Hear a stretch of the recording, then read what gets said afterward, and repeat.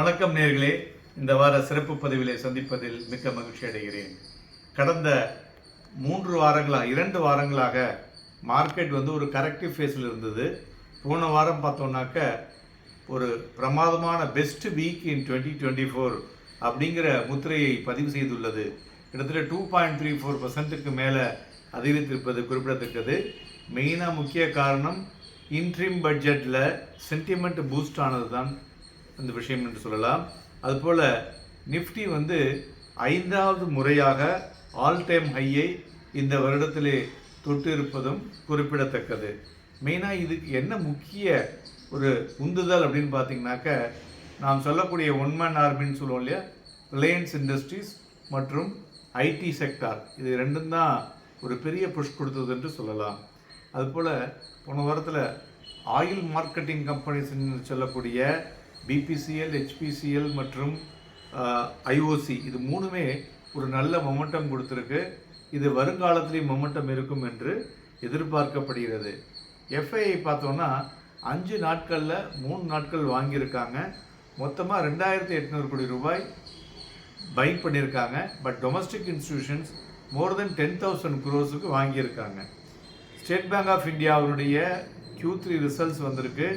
Net profit பார்த்தீங்கன்னாக்கா 35% down ஆகிருக்கு. அது due to the higher output cost அப்படிங்கிற விஷயத்தை கூறியுள்ளார்கள். மறுபுறம் டாடா மோட்டார்ஸ் பார்த்தோன்னா நெட் ப்ராஃபிட் ஜம்ப் பை 137%. ஜாக்குவார்லாம் நல்ல மார்ஜின் கிடைத்திருக்கிறது அப்படிங்கிற விஷயத்தையும் சொல்லியிருக்காங்க. இப்பொழுது வரும் வாரம் மார்க்கெட் எப்படி இருக்கும் என்பதனை பார்க்கும் பொழுது, அதாவது வரும் வாரத்தில் நிறைய வாலட்டிலிட்டி மூவ்மெண்ட் இருக்கக்கூடும். என்னன்னு பார்த்தோம்னாக்க, இந்த ப்ரிவைலிங் ஏர்னிங் செஷன் இருக்கு இல்லையா, அதாவது இந்த காலாண்டு அக்டோபர்லேருந்து டிசம்பர், அதனுடைய வாலட்டிலிட்டி இன்னும் ஸ்டில் இருந்து கொண்டு தான் இருக்கும். ஏன்னா நிறைய பங்குகள் அந்த Q3 ரிசல்ட்ஸை அனௌன்ஸ் செய்ய இருக்கிறது.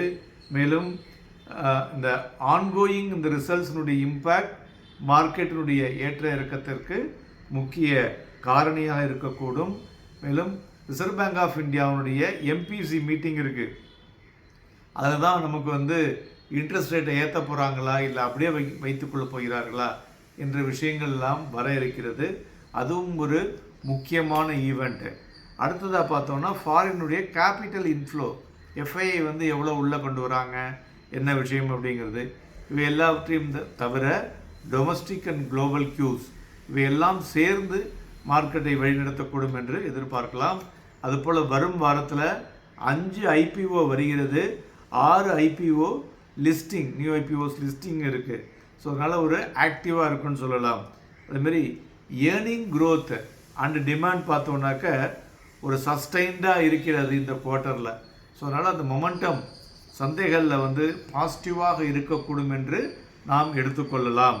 மேலும் IT, banking, reality, pharma, infra, இந்த துறைகள்லாம் ஒரு மாதிரி ஒரு மொமெண்டம் இருக்கக்கூடும் என்று எதிர்பார்க்கலாம். கன்சூமர் செக்டாரில் ஒரு ஸ்ட்ரகிள் ஃபார் த க்ரோத் இருக்குது அப்படிங்கிறதுனால அதில் செலக்டிவ் ஸ்டாக்ஸ் ஏறலாம். ஈவன் ப்ராஃபிட் புக்கிங் வரக்கூடும் என்றும் எதிர்பார்க்கலாம். அதுபோல் குளோபல் மார்க்கெட்லாம் பார்த்தோன்னா ஒரு பாசிட்டிவ் சைனப்பில் தான் இருக்குது.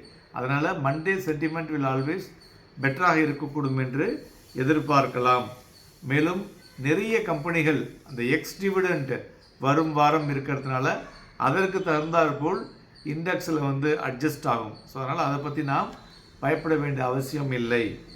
அப்புறம் மேலும் பார்த்தோன்னா இந்த மார்க்கெட்டை நிறுத்தி வைக்கிறதுக்கு ஒரு துறை ரொம்ப முக்கியம் நமக்கு. அது எதுன்னு பார்த்தீங்கன்னாக்க பேங்க் நிஃப்டி. அந்த பேங்க் நிஃப்டியில் வரும் வாரம் ஸ்டெபிலிட்டி வரணும். அது ஸ்டெபிலிட்டி வரலைன்னா சந்தைகள் பார்த்திங்கனாக்க என்னான்னு கேட்டிங்கன்னா ஒரு ரேஞ்ச் பவுண்ட் ஆக்டிவிட்டிக்கு கொண்டு செல்லப்படும்.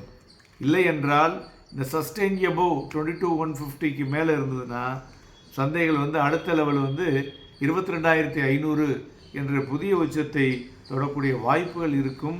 ஸோ இதில் சஸ்டெயின் ஆகவில்லை என்றால் அந்த இடத்துல மறுபடியும் இந்த ரேஞ்ச் பவுண்ட் ஆக்டிவிட்டி வரக்கூடிய வாரமாக இருக்கக்கூடும் என்று எதிர்பார்க்கலாம். நாளை தினம் நமது சந்தைகளில் வாங்கி விற்பதற்கும் விற்று வாங்குவதற்கும் ஏதுவாக இருக்கக்கூடும். எல்லோருக்கும் happy trading. And fruitful week. Thank you.